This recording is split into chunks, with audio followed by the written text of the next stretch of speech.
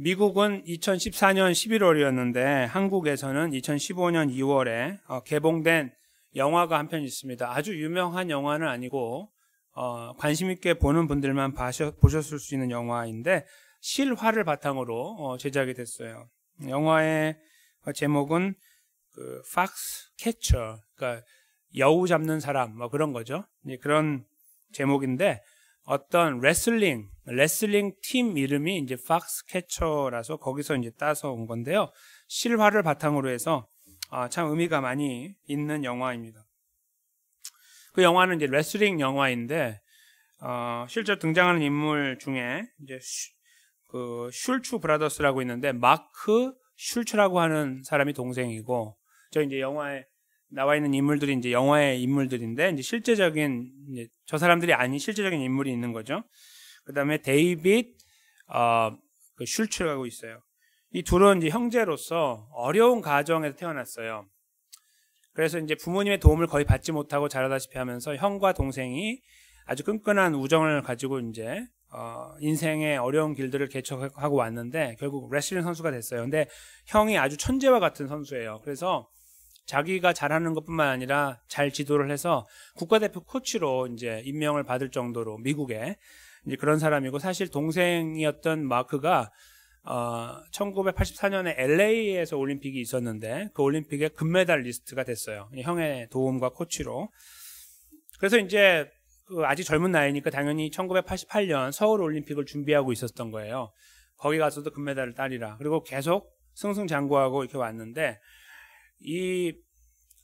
그러니까 1987년이죠. 이제 한 해 앞두고 올림픽 한 해 앞두고 있는 그때에 주퐁이라고 아마 들어보셨겠죠. 주퐁. 그 미국에 있는 듀퐁 가문이다 하면 이제 굉장히 유명한 부자 가문인데 유럽에서 건너온. 근데 이 듀퐁 가문의 네 번째 손자였던 사람이 존 듀퐁이라고 하는 사람이 있었거든요. 그 사람이 약간 정신적으로 안정적이지가 않아요.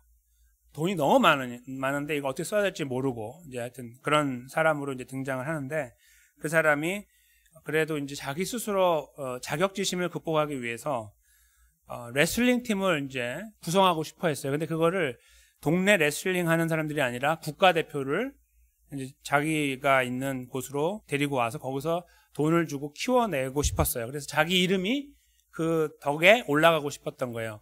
그동안에 미국에서는 몇 번 자기 이름이 났는데 올림픽에 나가면 어떻게 되죠? 세계적으로 이름이 나죠. 그래서 그렇게 해서 자기가 아주 인생을 잘 살고 있다는 걸 증명하고 싶었어요. 그래서 이제 실제적으로 자기 집에 체육관을 만들고 거기에 이제 선수들 좀 괜찮아 보이는 사람들을 모으기 시작했어요. 그 중에 한 명이 이제 마크 슐츠가 된 거예요. 그래서 마크 슐츠가 콜링을 받고, 그러니까 지금으로부터 이제 87년이면은 30년이 훌쩍 넘었잖아요. 그때에 그 당시의 연봉 25,000불, 굉장히 큰 거죠. 지금으로 보면, 당시로 보면. 그래서 그거를 받고 거기 가서 이제 선수로 일하게 돼요. 그래서 열심히 운동하고 그리고 이제 좋은 결과들을 이렇게 거두게 되는데, 그 듀퐁이 볼 때에 이 동생보다 형이 여기에 왔으면 좋겠는 거예요. 동생도 잘하는데 선수로는 여기에 마땅히 이 전체적으로 이끌어가지고 금메달로 이끌어갈 만한 그런 코치가 자기는 당연히 아니고, 자기는 이름만 갖고 있는 거지 없으니까 이러다가 혹시라도 무너질지 모른다라는 두려움에 형을 이제 그 스카우트 하려고 하는데 형이 이제 잘 말을 안 들어요. 본인은 이제 오고 싶어 하지 않고.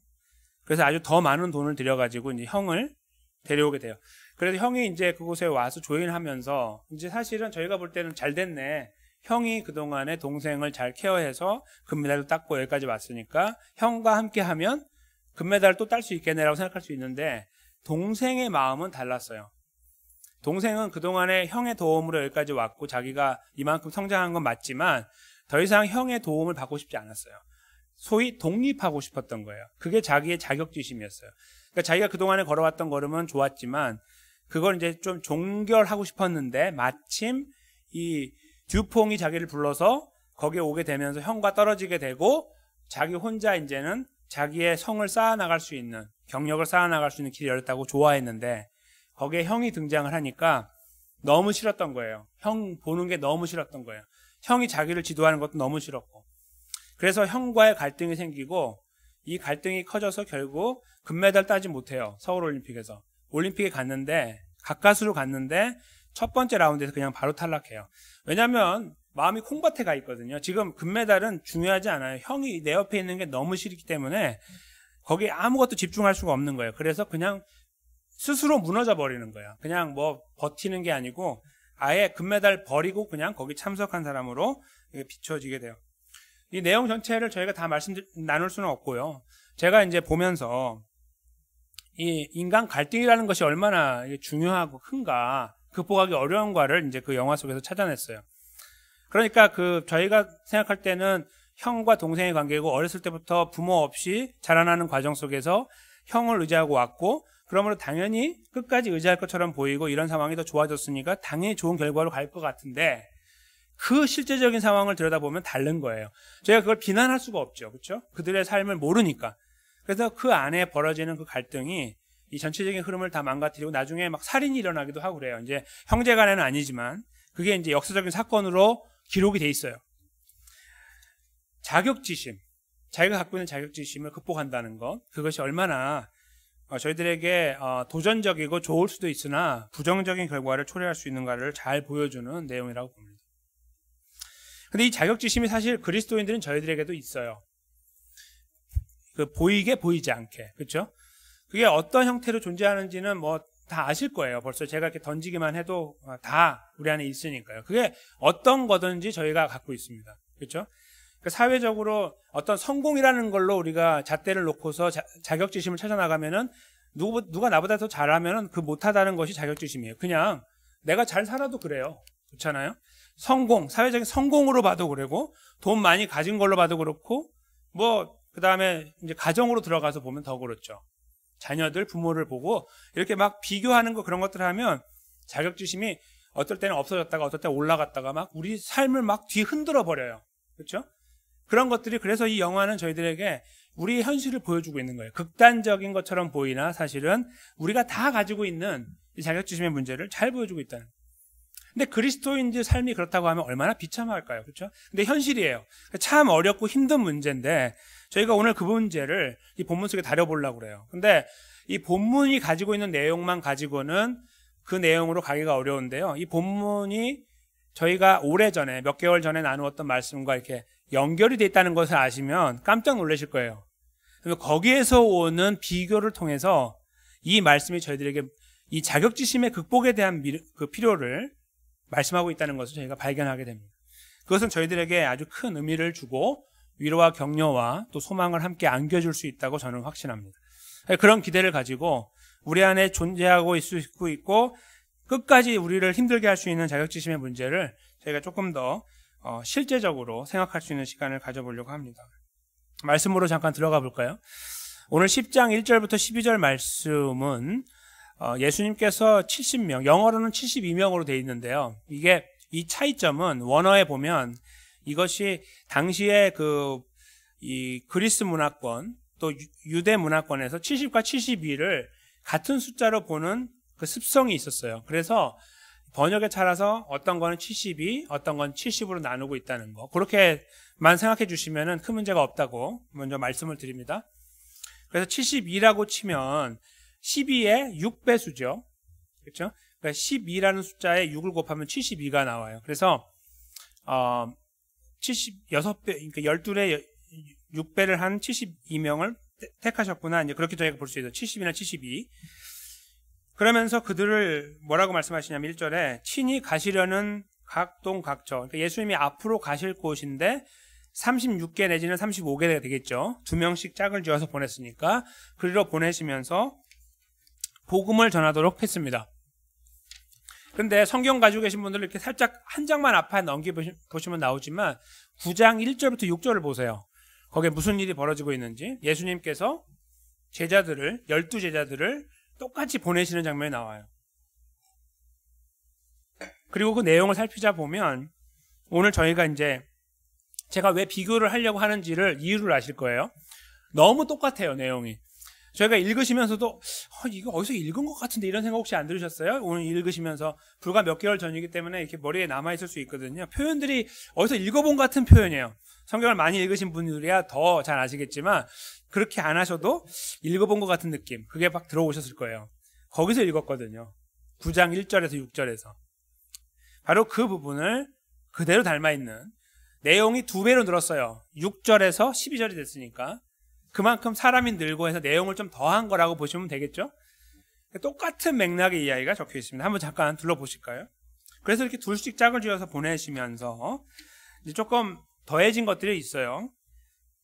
추수할 것은 많되 일꾼이 적으니 그러므로 추수하는 주인에게 청하여 추수할 일꾼들을 보내주소서 하라. 기도하며 나가라는 말이겠죠. 지금 추수하러 나가는 거다, 너희가 지금. 그러니까 뿌려진 것을 거두러 나간다, 이런 말씀인데, 이렇게 이해할 수 있어요. 12제자들이 이미 한번 이렇게 나갔잖아요. 복음을 전하기 위해. 그래서 복음을 전했단 말이에요. 돌아왔죠.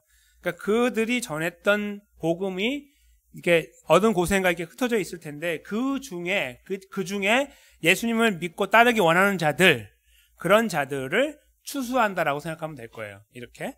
그래서 지금 나가는 것은 그들을 추수하기 위해 나가는 것처럼 이제 묘사가 되는 거다. 그렇게 보시면 저희가 이해하기 편한데요. 또 하나가 있어요. 그것도 있지만 사실은 아직도 그 12명을 통해서 예수님의 이름을 들어보거나 아니면 그분의 진짜 가치를 알지 못하는 사람들이 있을 수 있잖아요. 그래서 더 많은 사람, 6배수로 해서 보냈잖아요, 예수님이. 그러니까 이제 거기에서 처음 듣는 사람도 있어요, 복음을. 처음 복음을 듣는 분도 계실 거예요. 그렇죠?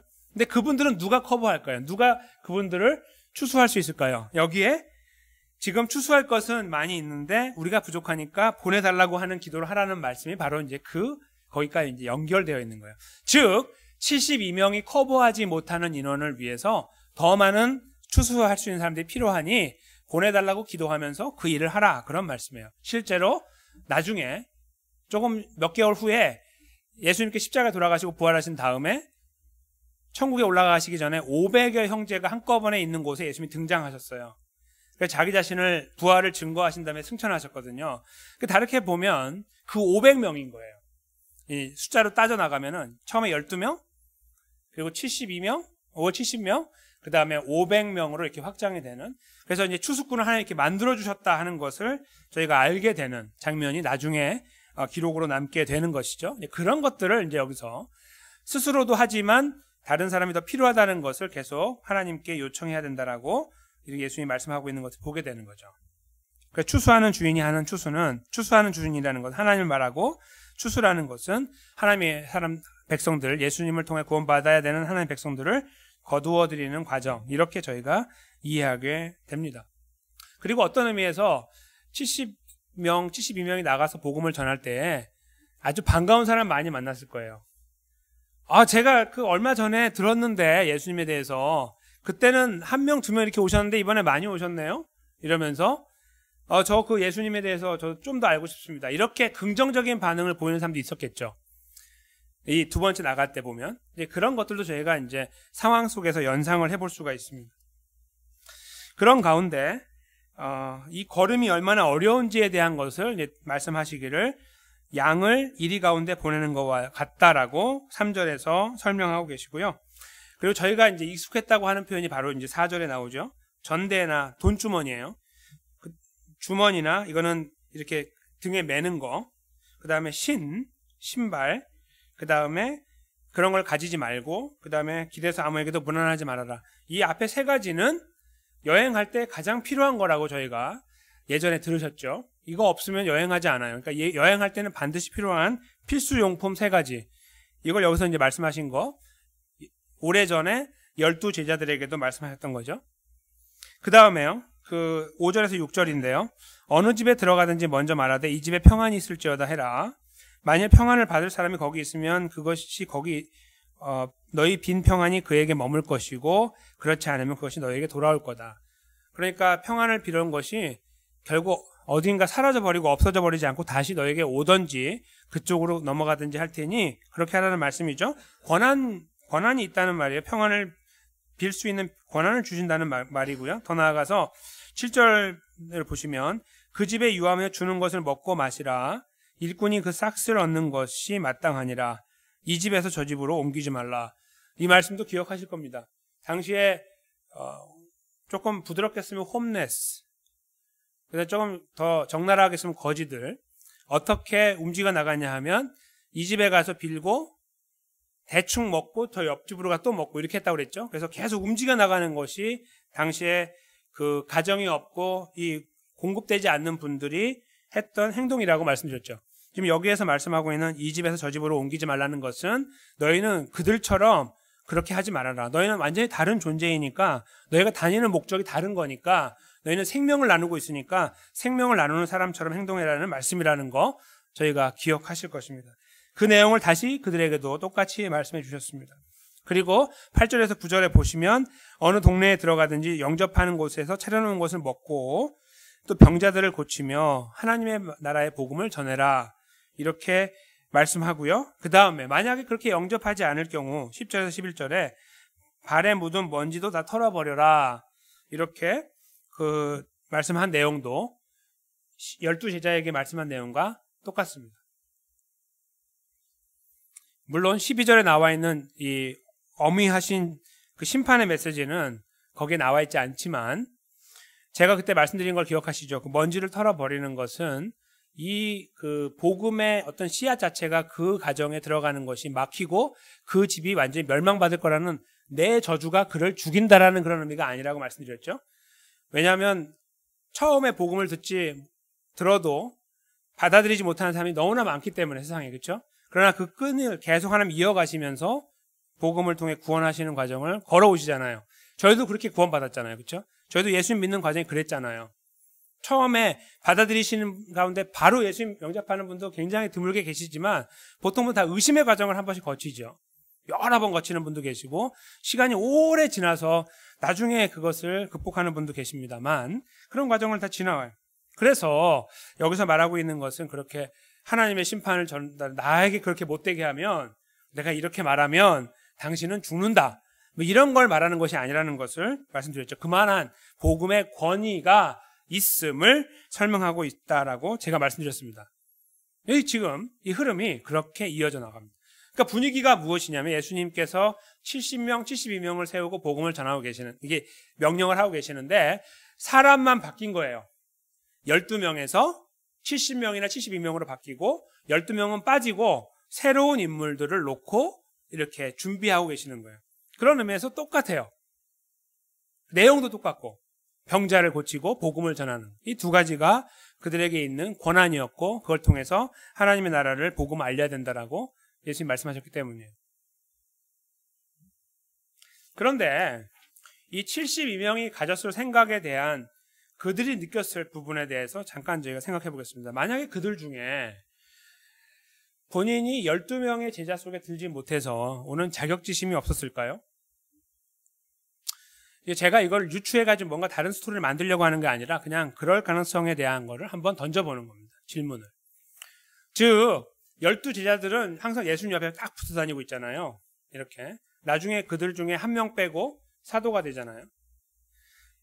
그런 과정들을, 그래서 뭔가 특별한 사람들로 대우를 받고 교회가 초대교회부터 지금까지 인정을 하고 있고, 그들로부터 준비되어진 그 고백, 사도신경이라고 하는 거, 누가 특정한 사람이 만든 게 아니라서 사도들의 고백이라고 영어로는 쓰고 있어요. 사도의 고백이 아니라 사도들의 고백이라고 쓰고 있는 사도신경의 베이스를 놓았던 어떤 그런 사람들로 인정되어지거나 초대교회 그 고백을 만들어냈던 사람들로 여겨질 만큼 대단한 사람들의 자리에 있는 12명, 그들로부터 구별되어지되 그러나 두 번째로 예수님의 부름을 받아서 세워진 사람들, 이런 걸 저희가 두 번째 그룹이라고도 말하고, 그 다음에 클래스로 보면 세컨 클래스라고도 말할 수 있는, 퍼스트에는 도달할 수 없으나 그러나 하나님의 은혜로 두 번째 그룹에 들은 사람처럼 여겨질 수 있는 여지가 있었을 거라고 생각하는 겁니다.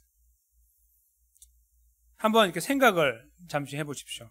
그랬다라는 그런 사실을 말씀드리는 것이 아니라, 왜 그런 이유를 제가 여기에서 그런 질문을 여기서 가져서 여쭤봤냐 하면, 바로 이러한 모양들이 우리 그리스도인들 안에서 존재하고 있기 때문이에요. 어떤 의미에서 그러냐면 이제 오늘 저희가 이 내용을 잘 보면은 복음을 전하라 이렇게 말씀하고 있지만 저희가 실제로 나가서 복음을 전하는 사람의 모습으로 사는 것은 거의 힘들어요. 제 생각에 1%도 안 될 거예요. 크리스찬 중에 1%도 안 될 거라고 생각해요. 저는 전체 크리스찬에 굉장히 적은 사람들이 그 일을 하고 있어요. 목사, 선교사 보통 이렇게 돼 있습니까? 그렇죠? 그리고 굉장히 적은 사람들이 그 역할을 하고 있어서 오늘 본문에서 말씀하고 있는 내용들을 실제로 우리 것이라고 받아들이는 분들이 매우 적어요.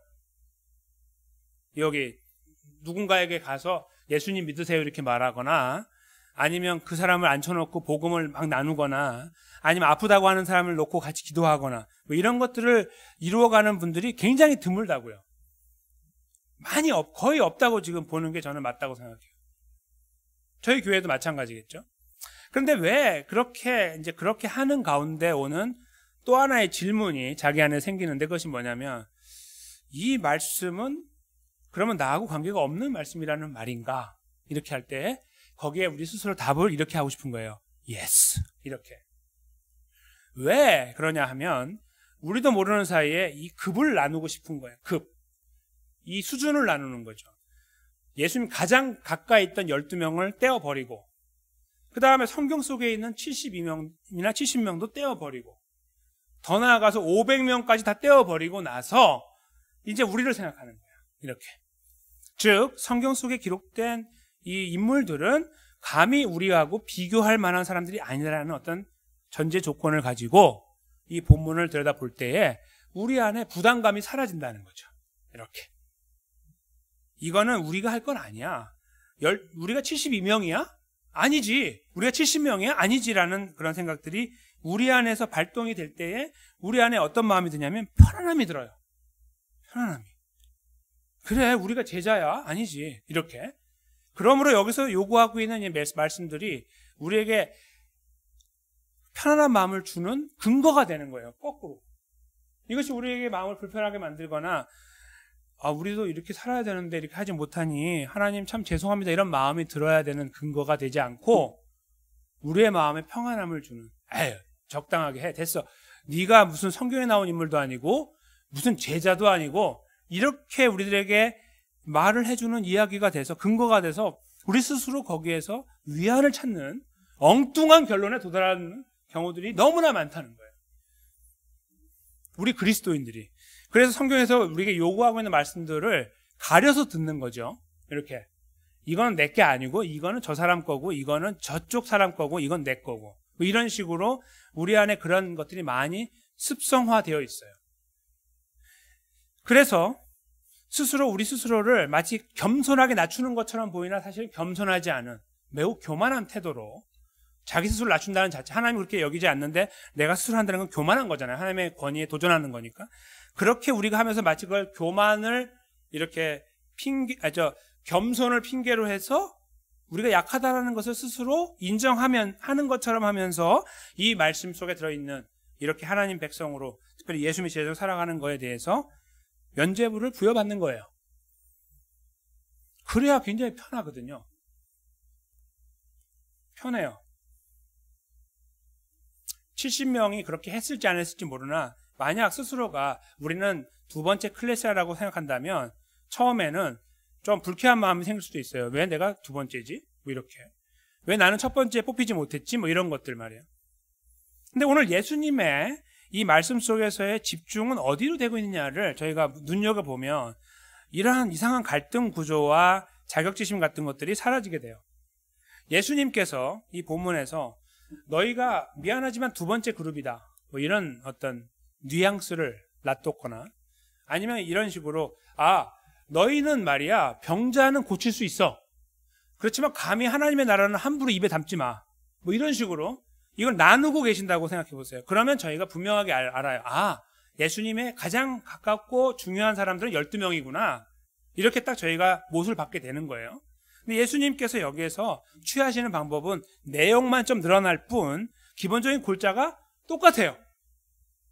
예수님께서 12명에서 70명, 72명을 늘리시는 과정에서 변하는 숫자의 변화일 뿐 예수님 머릿속에 있는 생각은 변하지 않았다는 걸 알게 되는 거예요.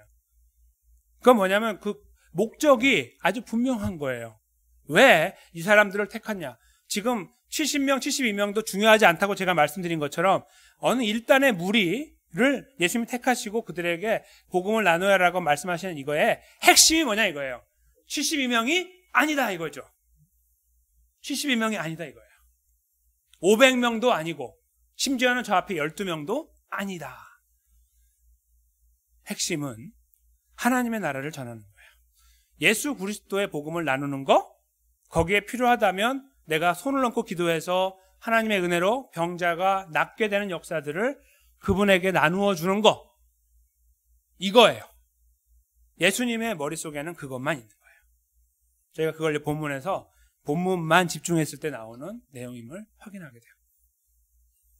비교하고 그 비교 속에서 무너지는 것이 아니라 비교해서 제대로 내용을 파악하면 여기에서 빙고를 외치게 되는 거예요. 그 빙고가 뭐예요? 예수님은 사람의 됨됨이를 따라 택한 것이 아니다. 첫째. 그렇죠? 어떤 그 수준의 사람을 정하고 택한 것이 아니고 나누고 계시지도 않다. 예수님의 머릿속에서 가장 중요한 것은 예수 그리스도를 그 사람들, 모여진 사람들 속에서 그들을 통해 나누어 나가는 것에 있었다 이거예요. 그러므로 이 본문을 통해서 저희가 기억해야 되는 것은 이 말씀은 첫째로 우리 것이다라는 거예요. 그러니까 둘째로 이것을 우리는 거부해서는 안 되고 피해갈 수 없다라는 겁니다.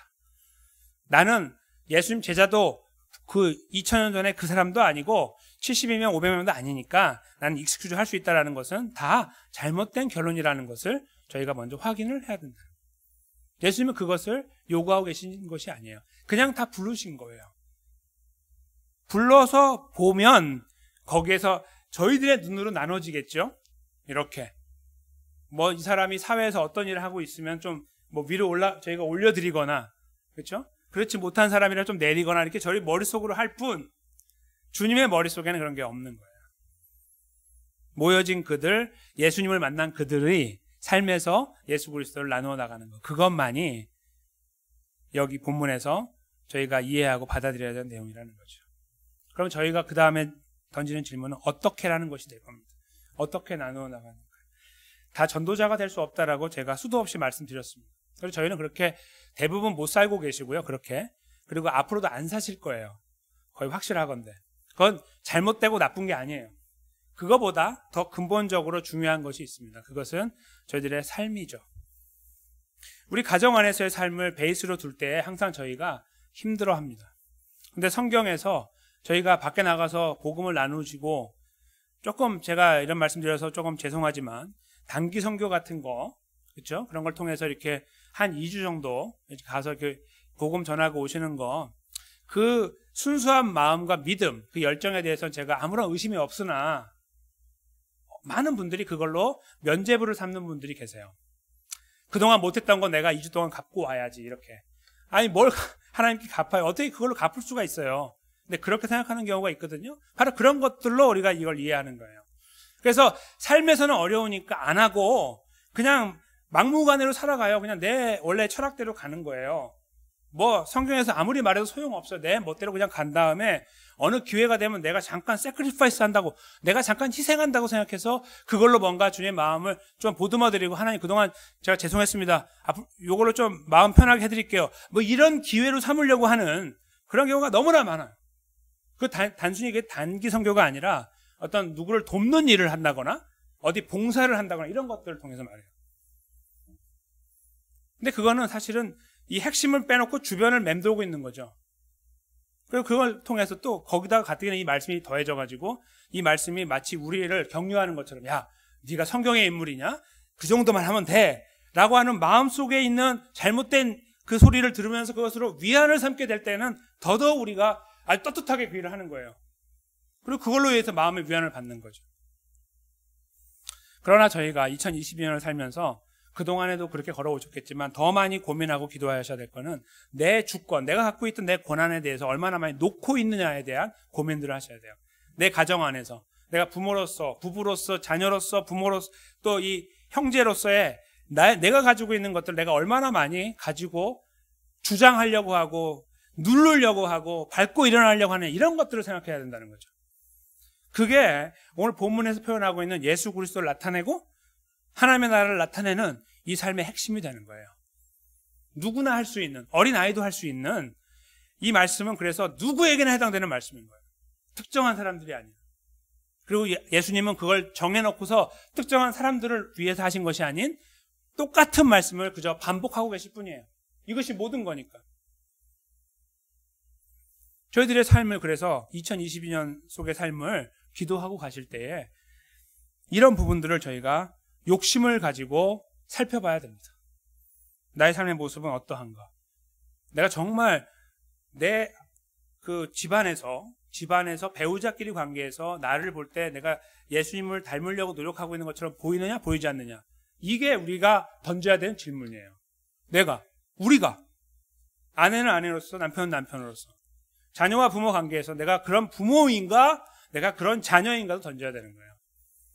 그게 없이 그건 자꾸 피해가고 그냥 뭐 다른 것들에 대해 뭐 관심을 갖거나 우리의 마음에 위안을 삼으려고 하는 것은 다 잘못된 거예요. 그렇게 보면 이 말씀의 진위, 방향성을 알아요. 그리스도인답게 살자. 예수님 믿어 구원받은 사람답게 살아야 되는 거. 그렇게 말하고 그렇게 행동하는 거.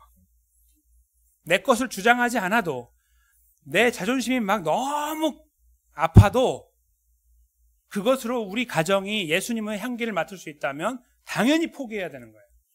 내가 그걸 지켜내서 그리스도의 향기가 무너지면 잘못된 거예요. 어떤 포지션이건 관계없어요. 그런 것들, 정말 저희가 그런 것들을 끊임없이 머릿속에 넣어놓고 가슴으로 아파하면서 기도하는 것, 그것을 양보하고 나는 패스하지 않고 거기 속에 들어가려고 하는 것, 바로 그것이 이 말씀 속에서 저희가 해야 되는 중요한 그리스도인의 삶의 덕목이 되고 방향이 된다 하는 것입니다.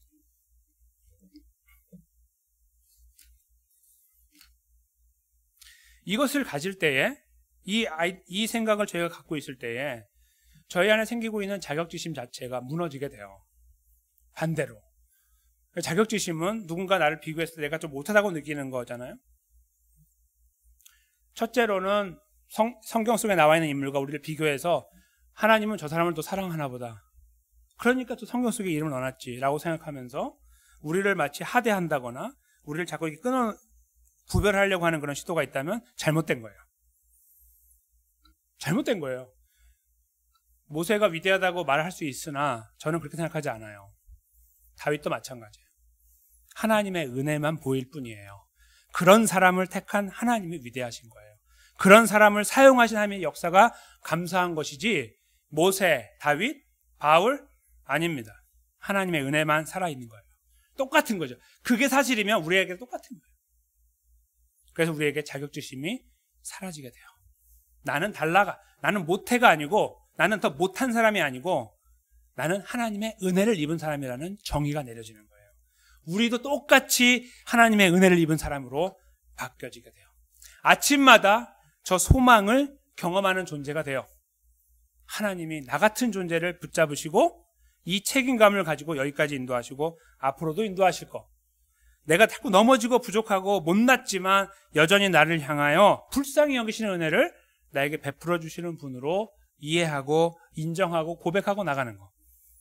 바로 그것이 우리 안에 있을 때에 거기에서 이 본문의 말씀을 저희가 분명하게 받아들이고 이해하고 자격지심을 극복해 나가는, 내가 노력해서 극복하는 것이 아니라 아주 자연스럽게 극복되어지고 이렇게 어려운 그리스도의 삶을 향해서 내 자신을 던질 수 있도록 준비되는 것. 그 모든 과정들이 하나님의 은혜로 한 걸음 한 걸음 이루어지게 된다는 말씀입니다. 오늘 저희가 나눈 이 말씀의 제목이 다른 사람 같은 삶이었죠. 저희가 다 다른 사람들인데 저희가 갖고 있는 비교를 잠깐 이렇게 눈 감듯이 잠깐 접어놓고 보시면 다 어떤 거죠? 하나님의 은혜를 입은 사람이에요. 하나님의 은혜를 입은 사람. 우리가 가지고 있는 걸 다, 우리가 옷을 다 벗는다고 생각하시면 돼요. 다 아무것도 없어요. 그리고 딱 하나님 앞에 섰을 때 우리가 느끼는 감사는 하나님의 은혜를 입었다는 거죠. 나에게 무엇을 해주셨고요, 저걸 해주셨고요, 그런 그게 아니고 내가 하나님의 은혜를 입었다는 것에 저희가 집중하게 됩니다. 그래서 저희가 살아가고 걸어가야 되는 방향, 그 삶이 같은 삶이 되는 거예요. 다른 사람들인데요, 같은 방향을 향해 걸어가는 사람들이 되는 거예요. 우리의 왕권을 만들어 나가서 우리의 왕국을 펼쳐나가고 내 세상을 만들어서 내 이름을 역사 속에 남기고 하나님의 이름과 관계없이 나 스스로가 복되게 풍성하게 살다가 하나님 앞에 가는 것에 초점이 있는 것이 아니라 그저 어떠한 모양으로 살건, 그렇게 살건, 그렇지 못하게 살건, 건강하건 약하건, 실패가 많건 성공이 많건 관계없이, 내 지금 현 주소가 어떠하든지 관계없이 내 안에서 그리스도가 존귀하게 되는 것. 우리들의 언행 심사를 통해 그리스도의 모습이 드러나고 그 사람이 있음으로 하여 이 가정의 분위기가 바뀌고 그 가정에서 그리스도의 냄새가 나기 시작하는 바로 그런 역사들, 그 같은 삶, 같은 방향을 향해 저희가 걸어가는 존재가 되었음을 사랑하는 성도들과 제가 분명하게 확인하기를 원하는 것입니다. 2020년에 많은 계획들과 인생의 부담들, 어떤 그 가정의 부담들이 여전히 저희 머릿속에 있을 것입니다. 또 걸어왔던 작년의 삶의 그 실패와 좌절들이 많으면 이 말씀을 듣고도 저희가 받아들이기가 또 어려워요. 그것이 우리를 짓누르면서 이렇게 말하거든요. 니까 짓게 그거래? 이렇게 말하거든요. 그런 것들이 우리 안에 달려들어서 우리가 그런 마음을 가지려고 하고 기도하려고 하면은 스스로에게 그렇게 반문을 하게 만들어요. 다시 자격지심으로 곤도박질치게 만든다는 거예요. 그때 저희들이요, 그런 순간순간을 만날 때마다 기억할 것이 있습니다. 우리가 사실 그렇다는 거예요. 우리가 사실 그래요. 그런데 우리를 붙잡고 계시는 분이 달라요. 여기까지 우리를 인도하신 분이 달라요. 내가 시련 속에서 흔들흔들하고 주님 어디 계십니까? 울부짖었던 시간들 속에서도 나의 삶을 붙잡아 주셨던 분, 내가 다시 이 자리에 설 수 있도록 나를 이끌어 주신 분, 그분을 저희가 그 실패담 속에서 찾아내는 거예요. 무너졌던 과정 속에서 우리가 그렇게 약하다는 것을 보면서 그 속에 있는 하나님의 역사를 보는 거예요. 나를 사랑해 주시고 여기까지 인도하신 그 사랑의 끈을 보는 거예요. 부정하면서 보는 게 아니고 그걸 인정하면서 볼 때 진실로 우리가 누구를 의지하고 살아가야 될지가 더 분명하게 보이는 거죠. 누구십니까? 우리와 함께하고 계시는 예수 그리스도예요. 이 걸음을 만들어주셨고 길을 놓아주셨고 그 목적을 한 번도 놓치지 않으며 사람의 됨됨이를 따라 사람을 선택해가지고 복을 부어주시거나 그 삶을 인도에 나가서 사용하셔서 훌륭한 사람이니까 훌륭하게 쓰고 못난 인생이니까 못나게 쓰는 것이 아니라 하나님의 선하신 뜻을 따라서 그 삶이 어떻게 비춰지든 간에 아무것도 없어 보이나 여전히 그리스도의 모습을 살고 있는 수많은 하나님의 사람들처럼 거기에 통해 영광을 받으시는 그 하나님이심을 나타내면서 내가 이걸 원해! 라고 원하시면서 그 삶의 자리로 우리를 인도하기 원하시는 그 주인공 되시는 예수 그리스도를 저희의 그 낮은 바닥 가운데서 만나는 거예요. 그분을 고백하는 겁니다. 이 어렵고 힘든 계명 앞에서 저희는 예수님을 다시 부르짖는 거예요. 예수님, 저 못 갑니다. 도와주세요. 이 걸음을 저에게 이루어주세요. 이렇게 기도하는 거예요.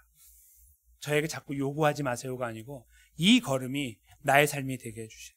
내가 이렇게 복되게 해주세요. 내가 저렇게 훌륭하게 되게 해주세요는 성경적인 기도가 아니에요. 내가 이렇게 예수님 닮게 해주세요. 이것이 성경적인 기도이죠. 그렇게 저희가 그 삶의 주인이셨던 예수님을 향해 기도하며 나아갈 때 저희들의 소망, 그 소망을 매일 아침 느끼고 고백하게 되는 그런 건강한 그리스도의 삶이 이루어질 거라고 믿습니다. 아침에 일어나시면 침대에 눈을 뜨시면 다른 어떤 거 생각하기 전에 아무리 복잡한 일이 있어도요, 소망을 오늘도 경험하게 해주세요를 기도하십시오. 반짝반짝한 미래가 아니라 나를 붙잡고 계시는 하나님의 책임감과 나를 불쌍히 여기시는 하나님의 이 자비하심이 내 삶에서 다시 한번 기억되고 경험되고 누려질 수 있도록 해주십시오. 이걸 기도해 보세요. 눈을 뜨시자마자 아무것도 하지 마시고 복잡한 생각 나기 전에 바로 눈 뜨자마자 그렇게 하나님께 요청하고 하루를 시작해 보십시오. 저는 그런 가운데 하나님께서 은혜 주셔서 저희가 그 하루를 걸어가는데 똑같은 하루고 더 안 좋은 하루였는데 그 속에서 발견되어지는 하나님의 은혜, 나를 사랑하시고 나를 지키시는 하나님의 은혜가 나를 강권하여 감동시키고 눈물 나게 하고 다시 힘을 나게 하는 그런 은혜로 다가와 우리가 다시 누군가의 도움이 아닌 바로 이 모든 이야기의 주인공인 예수님의 도움으로 우리가 서야 될 그 자리에 묵묵하게 천천히 그런 흔들리지 않고 잘 세워져 나가는 그런 귀하고 복된 걸음들이 사랑하는 성도들과 바로 저의 삶에서 아름답게 세워져 나가게 되시기를 주님의 이름으로 간절히 축원합니다.